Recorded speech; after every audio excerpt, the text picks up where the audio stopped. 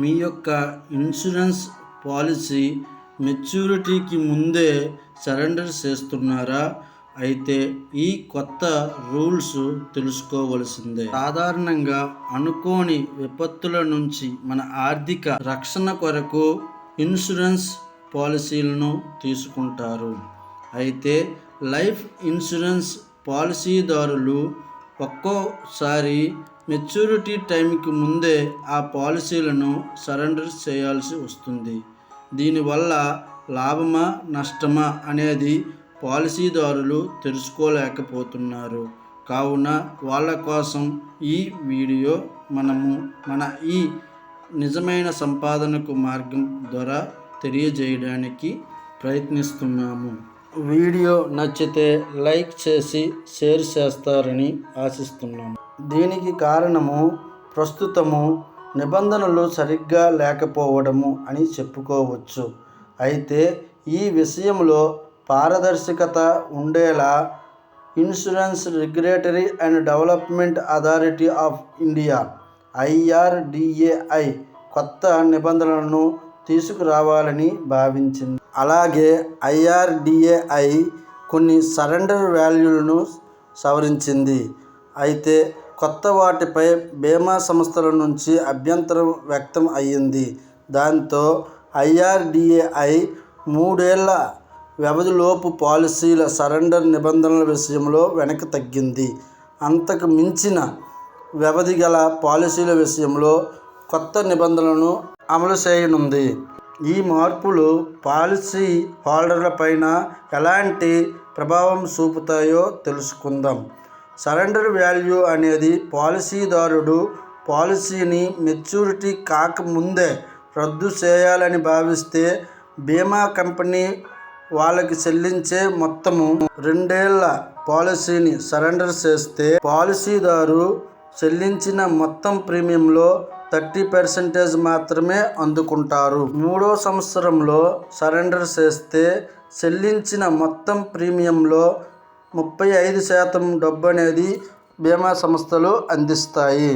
అలాగే 4 నుంచి 7 సంవత్సరాల మధ్య పాలసీని సరెండర్ చేస్తే అప్పటి వరకు చెల్లించిన మొత్తం ప్రీమియంలో 50% మాత్రమే బీమా సంస్థ నుండి చెల్లింపు లభిస్తుంది. బీమా పాలసీని మెచ్యూరిటీకి చాలా దగ్గరలో సరెండర్ చేస్తే చెల్లించిన మొత్తం ప్రీమియంలో 90% వరకు తిరిగి ఇస్తారు. ఈ నిబంధన మెచ్యూరిటీకి ముందు 2 ఏళ్లలో సరెండర్ చేసిన పాలసీలకు మాత్రమే వర్తిస్తుంది. అంటే పాలసీని మెచ్యూరిటీకి ముందు ఎంత ముందుగా సరెండర్ చేస్తే అంత తక్కువగా బీమా సంస్థలు డబ్బు తిరిగి అందిస్తాయి. అయితే ఈ మార్పుల వల్ల జీవిత బీమా సంస్థలపై పెద్దగా ప్రభావము ఉండదని భావిస్తున్నారు. ఈ నిబంధనల ముఖ్య ఉద్దేశము చాలా ఎక్కువ లాభదాయక విలువలను అందించాల్సిన అవసరం లేకుండా చేయడమే. ఎందుకంటే అలాంటివి పాలసీదారులకు నష్టము కలిగిస్తాయి. IRDAI నిబంధనలు పాలసీ హోల్డర్లు బీమా కంపెనీల ప్రయోజనాలను సమం చేసేలా ఉన్నాయి. ఈ నిబంధనలు బీమా పాలసీలను ఎక్కువ కాలం పాటు కొనసాగించేలా ప్రోత్సహిస్తాయి. దీనికోసము మొదటి 3 సంవత్సరాలలో పాలసీలను సరెండర్ చేసేవారికి లాభదాయక విలువలను తగ్గించాయి. అదే సమయంలో 4 నుంచి 7 సంవత్సరాల మధ్య సరెండర్ చేసేవారికి లాభదాయక విలువ కొంచెం పెంచాయి. IRDAI తీసుకున్న ఓ కీలక నిర్ణయం ప్రకారము నాన్ లింక్డ్ ఇన్సూరెన్స్ ప్రొడక్టుల్లో హామీ ప్రయోజనాలు తప్పనిసరిగా ఉండాలి. ఈ ప్రయోజనాలను పాలసీ ప్రారంభంలోనే స్పష్టంగా పేర్కొనాలి. అలాగే పెన్షన్ ఉత్పత్తులకు కూడా IRDAI నిబంధనలను విధించింది. పెన్షన్ పాలసీలలో కూడా కొన్ని హామీ ప్రయోజనాలు తప్పనిసరిగా ఉండాలి.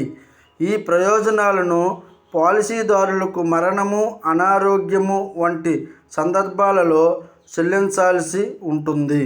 ఇలాంటి మరిన్ని విషయాల కోసము మన ఈ all in one platform for investments నిజమైన సంపాదనకు మార్గం ఛానల్ని సబ్స్క్రైబ్ చేసుకోండి.